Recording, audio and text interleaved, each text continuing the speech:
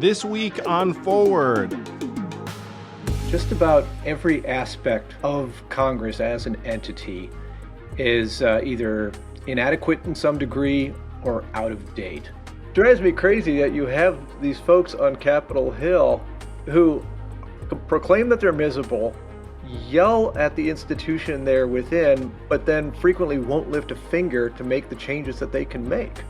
There is so much to be done because government is so much bigger than it was 50 or 100 years ago. And instead of prioritizing things that are important and substantive, there was just so much symbolic stuff being put into the legislative process.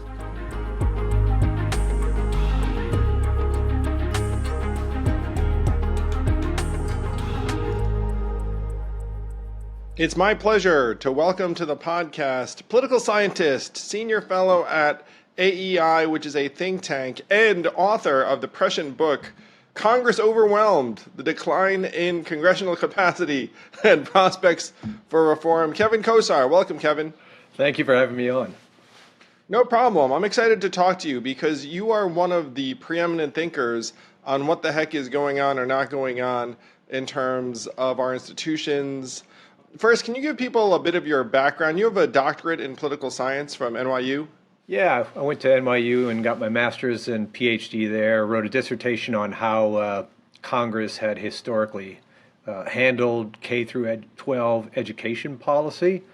And then after that, I thought I was going to be an academic, but I ended up taking what I thought would be a 2-year gig at the Congressional Research Service, the core of nerds inside the Library of Congress. And that turned into 11 years. And then after that wonderful experience, I hopped to the private think tank world where I've been the last 9 years. Wow, you've been a think tanker for 9 years. Yeah, and CRS was like the government version of it. I mean, we literally just a core of nerds trying to give the facts and analysis and feed Congress the information it needs. Fantastic. So clearly you were shaped by that experience, and you came up with this book a few years ago that I named Congress Overwhelmed. So can you describe your experience both in core and then the think tank world? By the way, I admire your research a great deal. I agree with most all of it, which we'll dig into. But yeah, like what was the experience like? Well, it was incredible. Being at CRS was an opportunity to kind of see the legislature, both chambers, close up, but I didn't have to sign up for either the Republicans or the Democrats' teams. I can maintain my distance, and I work with staff on both sides. I work with members on both sides, plenty of committees in both chambers, and it was a lengthy education in seeing how the wheels turn. And, it's a civil servant position, basically tenured for life. And after about a decade of it, I was sufficiently concerned about what I was seeing going on in Congress that I was thinking I need to figure out a way to try to do something. Wow. And then this opportunity came along where I could step out to a think tank and I would be kind of free to write research and speak very clearly about the institution itself. And so that's what I did. Well, congrats on that. And I think the country may be better off for your deciding to come out to the outside and say, hey, guys, things aren't working so well. So why aren't things working so well? I mean, the average American senses that things are getting rocky. Now they may attribute it to one thing or another, but you've been at this for years and years. What's been going on? Oh, boy, where to start? I hope at some point we'll talk about primaries, since elections are the way we hire politicians. Yeah, totally. But gosh, I mean, your typical commentators, political scientists, people who look closely at Congress, they tend to couch what's wrong with it under what I call the 3 Ps. Either they say it's the people, it's the parties, or it's polarization. Those are the kind of units of analysis when they try to explain what's going on. And every one of those explanations get part of the picture correct. What I and Lee Drutman of New America and Tim LaPira of James Madison University and the various contributors to our volume said was, those things are all important, but let's look at the institution itself. Congress is an organization, it's an entity, it's a firm, whatever you want to call it.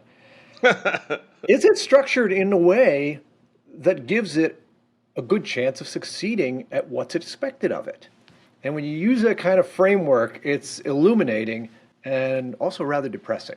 I thought you were going to lead us to a fourth P, which is primaries, which we can talk about. But let's first talk about what your diagnosis is.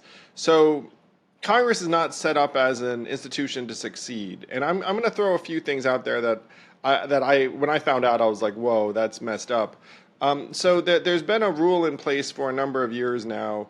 I think it's called a Hastert rule, where you can't bring legislation to the floor unless it's supported by a majority of the majority, which means that if you're in the minority party, you're doing very, very little legislating because you can't actually bring anything. So someone in Congress said to me that if you're in the minority party and you don't have a committee gavel in your hand, or you don't have a senior appointment in one of these bodies that deliberates over laws, which is a minority of the members, you might as well be a piece of furniture.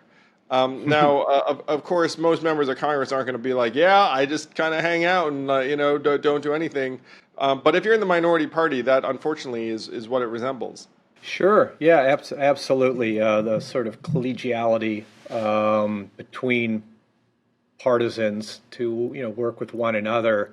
Particularly on high salience issue, it's almost non-existent. Take any big issue like immigration. You just are not going to see Democrats and Republicans talking with each other and working together on solutions. They just don't feel incentivized to do that. I mean, the good news is that on like really boring, low salience issues, they've got the space to do it. But funny enough, your question leads us to the primaries issue. Think about it. Immigration. If you're the Democratic Party, do you really want to solve that problem? If you're the Republican Party, do you really want to solve that problem? No, you've got pretty strong incentives to not solve it, but rather to campaign upon it, to fundraise upon it. And therefore, you own the issue, but you don't own the solution. And that's particularly the case when you're running through the primaries, where you have people who are either really hard on the left or really hard on the right, who are more than likely to vote in those primaries. And so, yeah, that's part of the problem. The Hastert rule kind of is a reflection of the incentive structure that's currently in place. So you were concerned about some of these things, it sounds like 10 years ago. Was there a degradation or a trend line? So one of the trend lines I've seen is that folks who would be described as moderate have been declining in number, in part because of the nature of the parties and the polarization and the primaries. All the P's in there. But you said you were concerned back then. What was driving your concerns? And I mean, it's gotten worse since then. Well, it was in part what the chambers were spending time on. Frequently I would see the House of Representatives trying to push through bills that had no chance of making it to the Senate, to say nothing of getting a signature from a president. But they were pouring time into it. And it's like, well, this is not policy making, this is symbolic behavior. That's a concern of mine. I was also concerned with the sheer workload. There is so much to be done because government is so much bigger than it was 50 or 100 years ago. And instead of prioritizing things that are important and substantive, there was just so much symbolic stuff being put into the legislative process. I was like, oh, okay, that's troubling too. I saw the kind of bizarro behavior, which turned out was totally rational, going on in hearings, where members were not actually interested in learning from a witness and then going back and trying to think about how they could improve a policy or develop a new policy, but instead we're just either berating the person or singing their praises without taking any substance away from it. And I kept wondering, what's going on? Is it the people? Are these people just goofballs in Congress? And then I realized, no, they're rationally responding to the incentive structure. And that's where I kind of said, uh-oh. Because if the incentives don't change, they're not going to change, and governance isn't going to get better. And so that was a real alarm bell for me.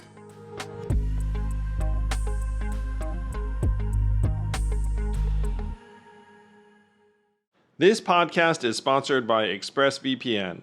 Going online without ExpressVPN is like changing while leaving your window wide open. Gross! You might not have anything to hide, but why give random creeps a chance to invade your privacy?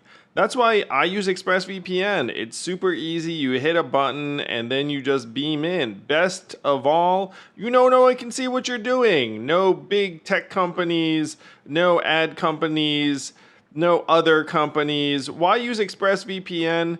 When you go online, it is just you and you're surfing. No one can see it. You know it's the way to go because a bunch of big companies say, hey, all of you high-end consultants and spies, use ExpressVPN. Secure your online activity by visiting expressvpn.com/yang today. That's expressvpn.com/yang, and you can get an extra 3 months free. expressvpn.com/yang.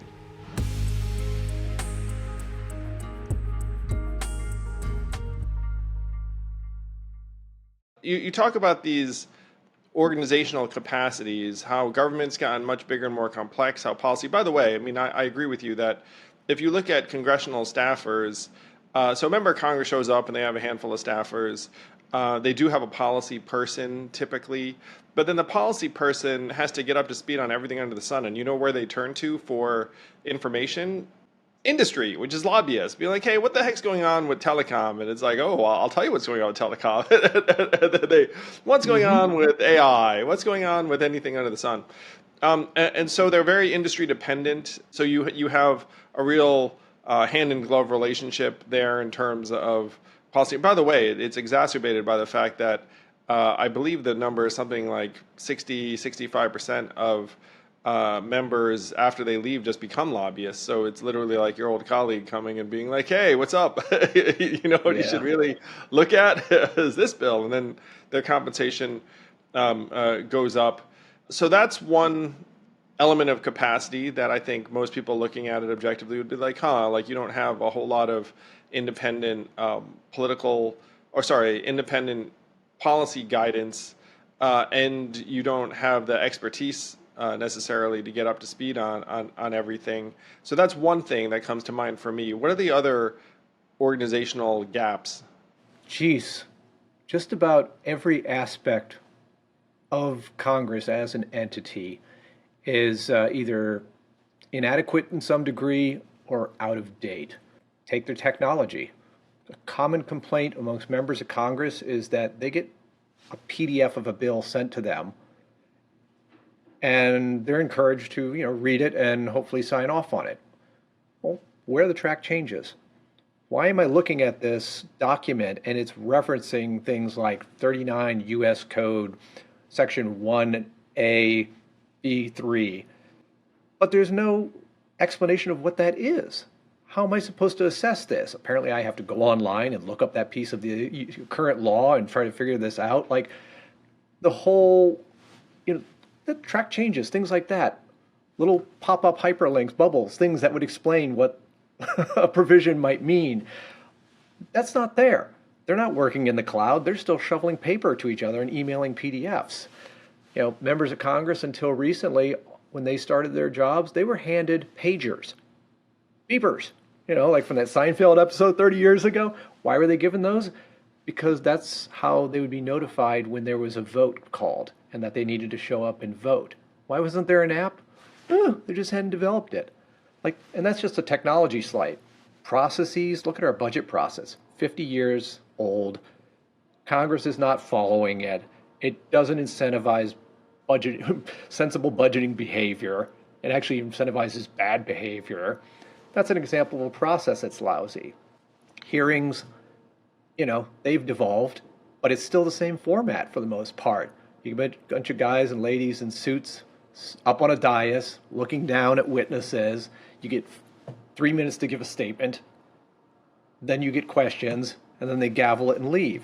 Is that the best way to learn? To study an issue? No. People. Congress has fewer staff than it did 40 years ago. Yet it's got way more work to do. That's a problem too. It's got fewer people. You mean fewer staff per office? Because the number of members obviously is constant, and that's something maybe we should discuss. Like the number should be much greater, right? Oh yeah, we're the average member of the House of Representatives has 760,000 constituents. You know, the number of Americans keeps going up and up, but for the last 100 years, the number of representatives has been basically frozen. Yeah, I remember reading something like that. That when it started out, they maybe represented 80 to 100,000 people each on average. Which, if you thought about it, it's like that might be doable. That's like a very, very large college town. You might actually be able to have a sense of what's going on. But then if you multiply that times 8, it becomes impossible, obviously. Yeah, and I would say that, you know, the other thing, and this is something I know you've thought much about and spoken out about, is Congress is nonpartisan nerds.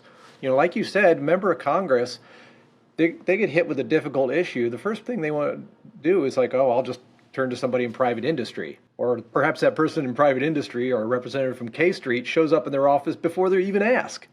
Yeah. Whether it's banking or some other issue. Congress has fewer nonpartisan nerds working at the Congressional Research Service and the other legislative branch support agencies than it did 40 years ago. And in the early 90s, you know, they got rid of the Office of Technology Assessment right before the internet was about to bloom. They just threw those 120 smarties away.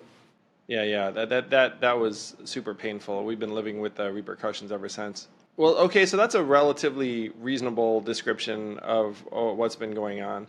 And then this is even before the unprecedented events of the last number of weeks where you had Speaker McCarthy get ousted and then a bunch of failed speaker nominations, and then eventually a new speaker gets installed. Now, we're not sure how much this new speaker is going to be able to get done. There are a lot of important pieces of business on tap. How did you perceive and receive McCarthy's ousting? I personally, at the time, I went on CNN and said, look, guys, I may not like Kevin McCarthy, but I prefer having a functional government to a non-functioning government. So, you know, and that anyone who says they know what comes next is lying because no one knows. So maybe we could have made something work in terms of a deal. Like instead of having all the Democrats vote against Matt Gaetz, then some Democrats yelled at me about how McCarthy bad. And then I was thinking, like, well, can you guarantee that his replacement's going to be better? I mean, certainly you can't guarantee that with a straight face. Absolutely. Yeah. No, it was distressing to see on a couple of counts. I mean, you know, for one, there had been a sort of norm over the last 15 years or so where the speaker and the minority leader kind of had an agreement that if there was an effort to remove a speaker by his or her own party, the other party would kind of stay out of it. Right? Nancy Pelosi had a deal like that. But we saw that norm break down. We saw 8 Republicans vote against McCarthy. All the rest supported him. But all the Dems decided to show up and vote. They didn't have to vote. They could have just not shown up. They could have just voted president and just been like, hey, guys, you know, and then you fall short. That's what I was saying. It's like, just like, you know, you can bail him out without bailing him out if you feel like it. But I don't blame Hakeem Jeffries for doing that. I understand that, you know, this is the new world of really brutal partisan hardball on high salience issues. I mean, just look at how House Republicans behaved on January 6th. Like trying to decertify or say that, you know, these electoral slates coming from the states were not, you know, real or they were inaccurate and we should send them back and not count them. So it was disappointing on that count. But like you said, it was also disappointing because there was no plan on how to replace Mr. McCarthy. Like, if you had a good white knight candidate behind him that everyone would rally behind, that'd have been great. But instead, you know, Gaetz being the kind of publicity performance hound and personal axe grinder kind of guy he is, he just went in and decided to blow things up.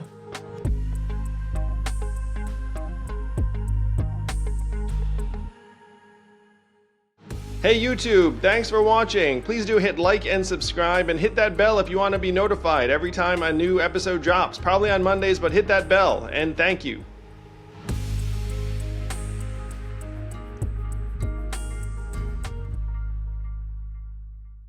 Yeah, so we'll see whether 3 weeks of chaos have led to anything better and more stable. I'm personally a proponent of aid to various international allies, and so it's been upsetting that has gotten sidetracked or delayed or maybe even prevented.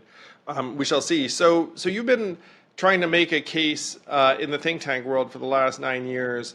I'm a solutions guy. I'm a big fan. So what are the major things that you've been pushing for on the outside world, in your book and otherwise? You're like, look, guys, I came from the bowels of Congress. I was a nonpartisan nerd. I know how stuff works there and doesn't work. And here's what we should do. Yeah, well, certainly I would start with staffing up on the nonpartisan nerds, having those as a resource and as a counterbalance against the kind of private sector moneyed interest pressures that get in Congress's ears. That's the first thing you have to do. The second thing you have to do is to start drawing on some of the insights gained by the Select Committee on the Modernization of Congress about how to run committees in ways that are just less toxic for all involved. One of the things that the Select Committee on the Modernization of Congress figured out that if you put people at a round table and you seat them kind of Dem-Republican, instead of splitting it up into two sides, and you have the witnesses interspersed there, you can have real conversations. And sometimes, if you want to be really clever, you don't have to call it a hearing. You can have it be a round table, which means you don't have to have the cameras there.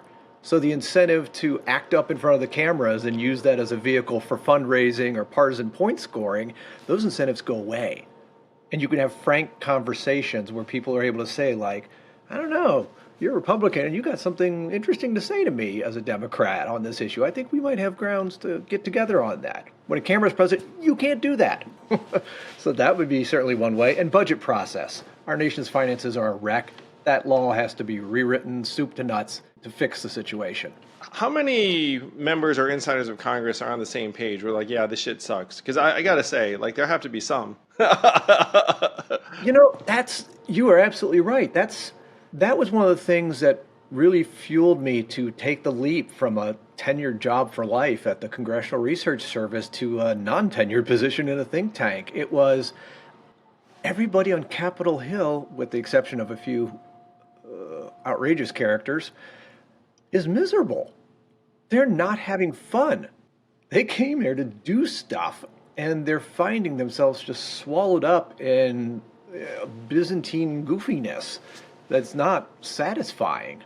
And I kept wondering, like, look, you people, per the Constitution, have all the power to change. Why don't you? And it seemed to be a kind of collective action problem, a learned helplessness, where people just kind of looked around and shrugged like, yeah, that's the way this place is. And I started trying to say, like, look, it hasn't always been like this. And it doesn't have to be this way. You can reorganize, you can fund yourself as much as you want, just be the change. So let's talk about the mechanics of this a little bit. The Constitution is silent in how Congress runs. It's essentially this self-generated rule book.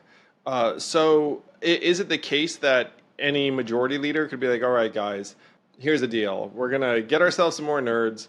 We're going to change our seating assignment. We're going to not have TV cameras and everything. We're not going to call it a hearing. We're going to spend money on tech for ourselves. We're going to do all sorts of stuff to modernize. Like, is that all it would take? Yeah.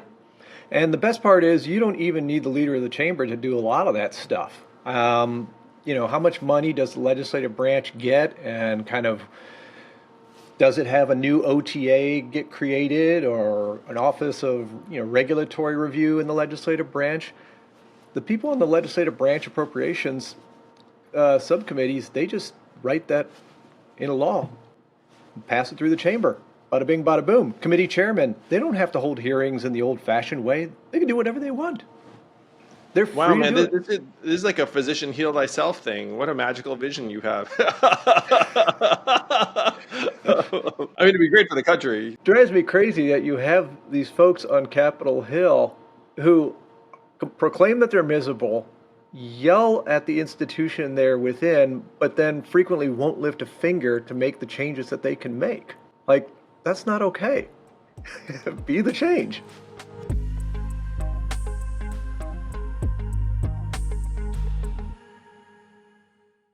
This podcast is sponsored by Helix Sleep. It's a pretty short list of things you can do that are going to make you happier, healthier, more energetic, more productive every single day. You know what's on that list? Getting the right freaking mattress. And what's the right mattress for you? If you go to Helix Sleep, you take their personalized sleep quiz and they will send you one of 20 unique mattresses made for you and you alone. Well, not you and you alone, like 5% of people. Do the math. For a 100-night free trial, you can sleep on this thing for 3 months. It will keep you cool. Don't just take my word for it. My kids seek out this mattress in the house. It's the #1 rated mattress picked by GQ and Wired magazine. This mattress will actually make you happier, healthier, and more productive. Helix is offering 20% off all mattress orders and 2 free pillows for our listeners. Go to helixsleep.com/yang. This is their best offer yet, and it won't last long. With Helix, better sleep starts now.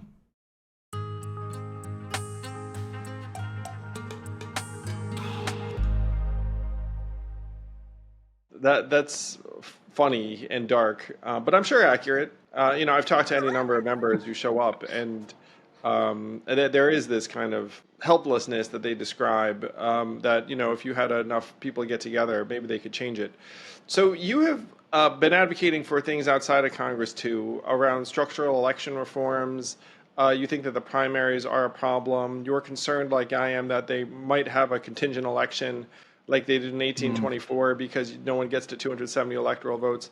I will say that danger is more prevalent this time for a number of reasons. No labels is one possibility. Another possibility is some kind of confusion or dispute.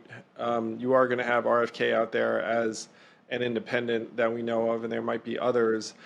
So what is your short list of most urgent reforms that you think might give us more of a fighting chance, and maybe even have the leaders of Congress come together and say, hey guys, we can do things differently?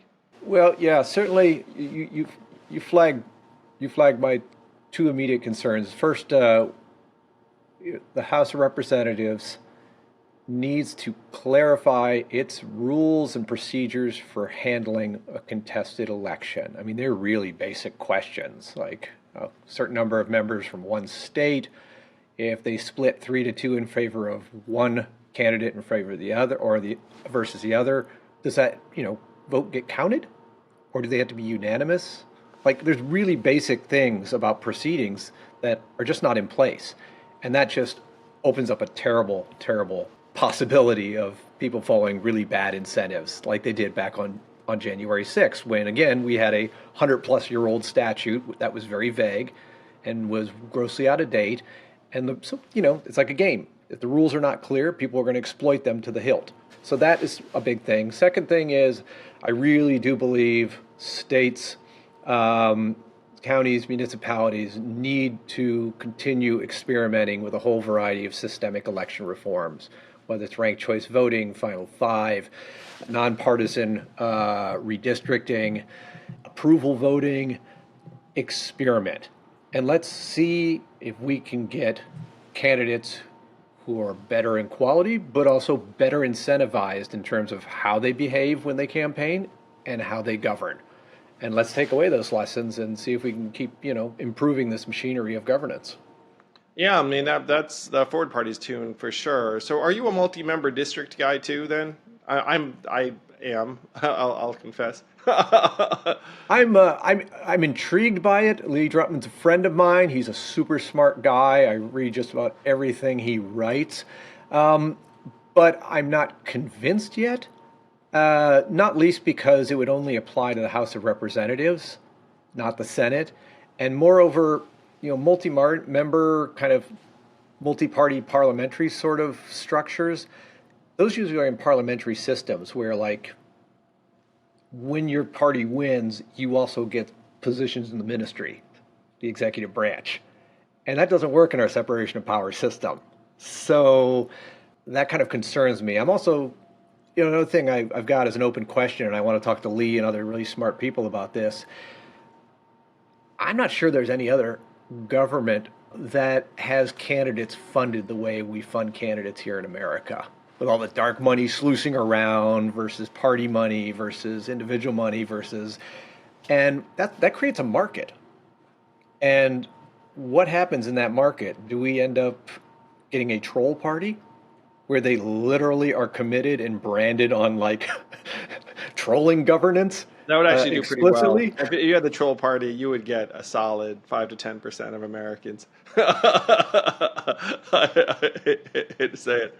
It's like that when they named that boat Stinky McStinkface or whatever that was. So you've been inside, you've been outside. Do you still have friends who are like lifetime tenured nerds inside Congress? And then how do they look at you? Do you guys have lunch and be like, hey, like what's life on the outside? And and also, as you've been campaigning for various changes over this last number of years at multiple think tanks, what level of optimism do you have? I mean, certainly the concern level keeps on rising. Even you might not have predicted this, historic ouster and fail. Well, maybe the failed nomination vote, so any of us could have predicted afterwards. It's like, hey guys, that guy was ginning up for the speaker slot for years and years, and he barely got it. So it's like you guys just trying to pull it off. Immediately, it's going to be unlikely. So yeah, inside versus outside, and what's your level of optimism? Yeah, I absolutely stay in contact. I have these. They are friends. They are super smart, so I learn from them when I listen to them. And also, they have information that I'm just not privy to. Sometimes when I write stuff on the outside, maybe I only get 90% correct. Maybe I get only 80% correct. Maybe I didn't notice a variable, and these people can help clue me in and make me smarter. So, absolutely, I stay connected with them. And, as far as the optimism, I guess I'm by nature kind of optimistic. I'm a realist, but I'm optimistic. I feel like because there's this natural churn in representative government. I mean, one of the things we found, for example, in our survey of congressional staff is that the average tenure is less than 7 years. So, and by the way, that burnout's getting worse and worse from what I've heard. It's like the people there. It used to be like, hey, if you have a job on Capitol Hill, then you are doing the greatest job of all time. And it doesn't matter what you get paid, doesn't matter what your hours are. You're like a modified West Wing character. You're living the dream.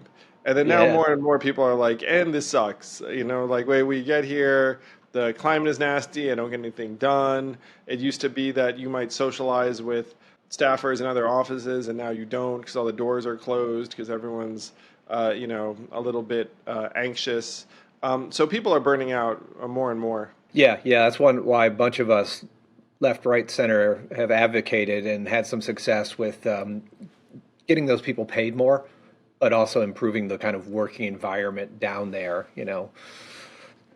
creating more of a career pathway for going up, clarification of roles, dealing with the sexual harassment problem that's been on Capitol Hill forever, and like trying to improve it so you can stop that turnover, because that's a huge brain drain. And all of that flows to the private sector for the most part. Yeah. I can actually relate. Like I have a friend I went to school with who wound up on Capitol Hill, very talented, ended up a chief of staff to one senator and then another senator, and then became a lobbyist because he's like, okay, what next? He was a very, very talented guy. And so he went to the private sector the way you're describing. By the way, I remember when he started, he was like, I'm never going to become a lobbyist. And then fast forward 15 years, he became a lobbyist. And I didn't blame him at all because that's what the market was for his experience. Yeah. It's the legislative branch has frequently been penny wise and pound foolish. And, this gets us back. This actually ties back to the primaries thing. You would think that members of Congress, if you were really cynical, would be like every year voting to raise their own pay and to hire more staff and to just We'd be better off if they did. But actually the opposite is true. And in part it's because GOP legislators running through a primary want to be able to brag that they did not raise their own pay and that they're actually not spending all the money that's allotted to their office, but they're returning some of it to the Treasury, which means that you're understaffed, your staff aren't being paid as well as they should, and guess what? They leave. They're not going to hang around. People have lives to live. People want to have families. They want to own property. And, you're getting paid $34,000 a year or $41,000 a year in a junior staff position. Like, why are you going to hang around for that, especially with the work environment? Wow, it's that low? It's even lower than I thought. I mean, is that in their home district? Because in DC, they probably have to make a little more just to live, or is it just that low? It might be that low. It is that low. I mean, chief of staff, the people at the top of the pecking order, they're in a lot better spot. But DC, I've been here 20 years. The cost of living here it's not quite New York City high, but boy, it's expensive.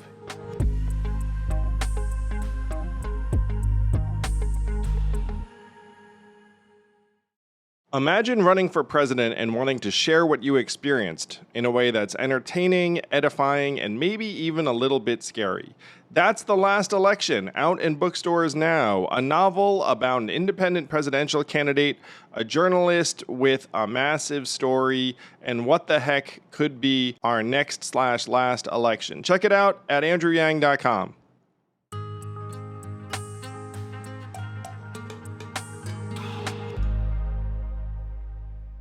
Yeah, I'm going to go on the record and say I think that congressional salaries should be higher for members. I mean, 174,000 sounds like a lot, but if you have to maintain a place in DC, which you probably do, and a place in your home district, which you probably do, it's not that much. I mean, that's pre-tax. So after you pay taxes and the rest of it, then pay rent on two places is not that much. I actually think that kind of stuff ends up encouraging corruption, because there are a lot of members that are looking around being like, wait a minute, why am I living hand to mouth? And then you're surrounded by rich people all the time. And the rich people are like, ooh, do I have an opportunity for you? And then you're like, oh, I should be friends with you. And so you wind up with all kind of influence and corruption that might not be the case if you paid someone enough where it's like, look, I actually don't need stuff from you. Like, I'm getting paid.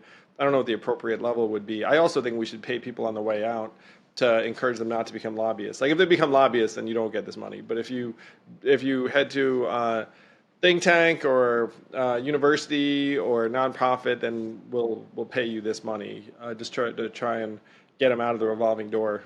Yeah, but no, I just circling back to your question. I am optimistic. I mean,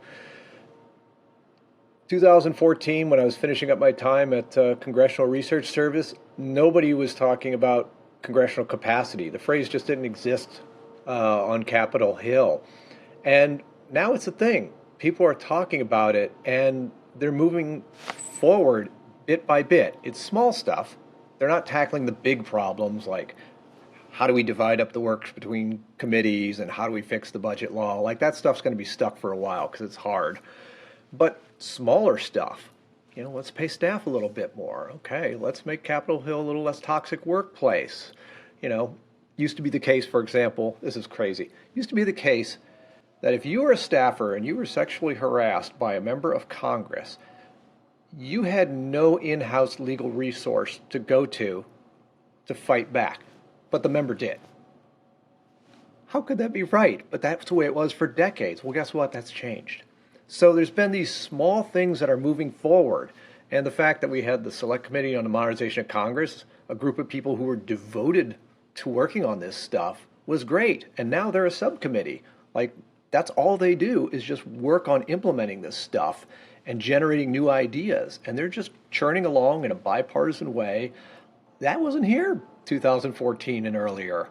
So this is good. Now, if we can just get the Senate to do that, maybe have some conversations around the filibuster and holds and the other sort of stuff that's going on there, and then get them both together to work together on kind of Congress-wide stuff like the budget law. Well, maybe we could actually make a real improvement before I retire and spend my golden years sitting in a rowboat with a fishing rod in my hand. Now, you have the same spirit I do, Kevin, which is like, if things were going better, I'd go do something else, and nothing would make me happier. So the closing note, a lot of what you've written about is news to most people. Like, most people don't understand the inner workings of what's going on in Congress. Do you think, here's my sense. I think if people understood just how dysfunctional it was, they'd be they'd be pissed off personally. Like if people understand, because like I have enough friends in Congress where like I hear stuff and I'm just like, dude, that sounds terrible. Like, that sounds super miserable. Even something as basic as like what's that? You spend 50 to 60% of your time dialing for dollars. That sounds super miserable. Why am I, why are we trying? Why like. And, but as soon as you get in the system, it's like, well, this is the way I advance. So, do you have a message for people who are on the outside looking in about, like, how Congress? Because even now, like the average American has caught on that something is amiss from this last number, like of days and weeks where we didn't have a speaker and a bunch of other things. The way I would put it is that you have an institution that doesn't have the incentive to modernize itself, to re-energize itself, and so people just kind of trudge along and do things that may or may not make sense. Is that like? But it is possible that if just enough of them got together, they could change things for the better. Is that a reasonable perspective on it? Yeah, absolutely. To the average voter, the average person out there listening, I would say here's one small thing you could do that could create the space for members of Congress to up their game and to improve things. And that is to go to your senators and members' websites, click the contact button, and write them a little note asking them, what are you doing to improve the functioning of Congress? And what are you doing to work across the aisle with members of the other party to advance the public good? Those two little questions. Please write back to me promptly. Thank you. With your name. Ask them, put them on the spot. Make them answer the question. And if they get enough of those coming in, they'll feel it.